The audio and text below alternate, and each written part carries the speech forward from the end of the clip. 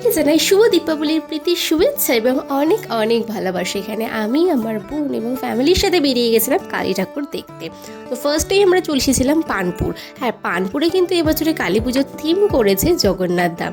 তো যেহেতু জগন্নাথ ধাম করেছে তাহলে তো প্রথমেই আমরা জগন্নাথ মূর্তি দেখতে পাবো না। হ্যাঁ দেখো, আমরা ফার্স্টেই দেখে নিলাম এখানে নারায়ণশিলা। হ্যাঁ, নারায়ণশিলা দেখার পরেই আমরা এবার দেখে নেব জগন্নাথ সুভদ্রা বলরাম।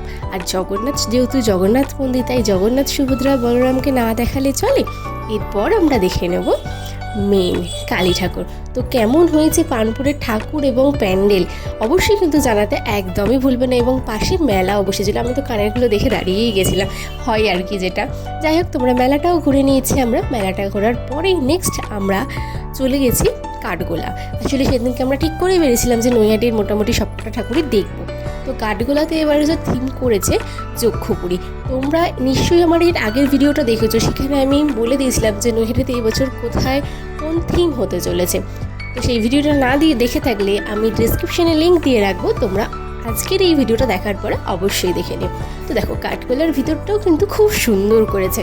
আর এখানেও দেখেছো কালী ঠাকুরটা কতটা সুন্দর লাগছে। তোমরা আমাকে কমেন্ট করে কিন্তু বলবে আজকে কোন ঠাকুরটা তোমাদের বেশি ভালো লাগলো। এই হচ্ছে 29 হাত কালী, যেখানে শিয়ালটার প্রায় হাইট ছিল আমার সমান সমান, কারণ শিয়ালটা ক্যামেরা ততটা লাগছিল। তো তারপরেই চলে এলাম আমরা নিউ স্টার।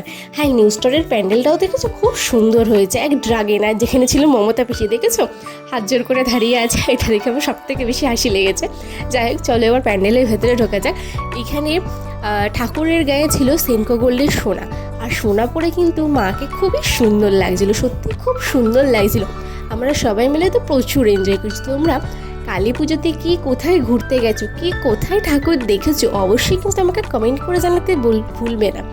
দেখো এইখানে ঠাকুরটাকে কত সুন্দর দেখতে লাগছে। আর এইটা দেখার পরেই চলে গেছিলাম আমরা এখানে ঠাকুরটা বলবো, এটা সামনের দিকেই ছিল, তো জায়গাটার নাম আমার মনে পড়ছে না, কিন্তু ওটা দেখতে অনেকটা কাঁচের মতো লাগছে, বাট এটা কাঁচ দিয়ে তৈরি ছিল না। আর এই হচ্ছে আরও একটা ঠাকুর, যেখানে হচ্ছিল জ্যান্ত ভূতের নাচ। তো এই নাচটা এখানে প্রচণ্ড লাইন ছিল, তো ওর জন্য আমরা ভিতরে ঢুকতে পারিনি, সামনেটা থেকেই দেখতে হয়েছে। তো এই ঠাকুরটা দেখার পরেই আমরা চলে গেছিলাম খেয়াঘাটের মাঝি। তাই তোমরা কিন্তু আমাকে জানাতে ভুলো না যে কোন ঠাকুরটা ভালো হয়েছে। আর ভিড় তো ছিল মারাত্মক, কারণ আমরা ভাবতে পারিনি যে বড় মার ওখানে যেতে পারবো। তো চেষ্টা করেছিলাম, দেখো বলতে বলতে এবার বড় মাথা না দেখলে হয়। ওই পিঠে ঠাকুরগুলো আমাদের সবার দেখা কমপ্লিট। তো এখানে এত ভিড়ের জন্য আমার বাড়ির সবাই আসতে পারেনি, আমি আর আমার ভাই এসেছিলাম। আর এত ভিড়, বাপ রে বাপ, কারণ সেখানে প্রচণ্ড ভিড় ছিল। এবার নৈহাটির পরপরা ঠাকুরগুলো আমি বড়মার ওখানে খুব একটা তোমাদের ভিডিওতে স্ক্রিনে যেটা দেখাচ্ছিলো আমি সেটাই তোমাদের দেখাতে পেরেছি। আর আমি ফেসবুকে লাইভ করেছিলাম বড়মার ভিডিও, আর নর্মাল ভিডিও করতে পারিনি কারণ প্রচণ্ড পরিমাণে ভিড় ছিল, যেহেতু কালী পুজোর পরের দিন প্রচণ্ড মারাত্মক লেভেলের ভিড় ছিল। তারপর হয়তো আস্তে আস্তে ফাঁকা হয়েছিল, কিন্তু যেহেতু ভিড়ের মধ্যে গেছিলাম তো ওর জন্য তোমাদের এই স্ক্রিনেরটাই ভালো করে দেখাতে পেরেছি। তোমরা এটাই দেখো। আর তোমরা কারা কারা দেখতে গেছিলে নৈহাটির বড়মা আমাকে কিন্তু অবশ্যই কমেন্ট করে জানাতে একদমই ভুলবে না। তোমরা সবাই সুস্থ থেকো, ভালো থেকো। যদিও বা আমার ভিডিওটা ছাড়তে লেট হয়ে গেল, তো তোমরা সবাই সুস্থ থেকো, ভালো থেকো বন্ধুরা। দেখা হচ্ছে তোমাদের সাথে পরের ব্লগে। টাটা।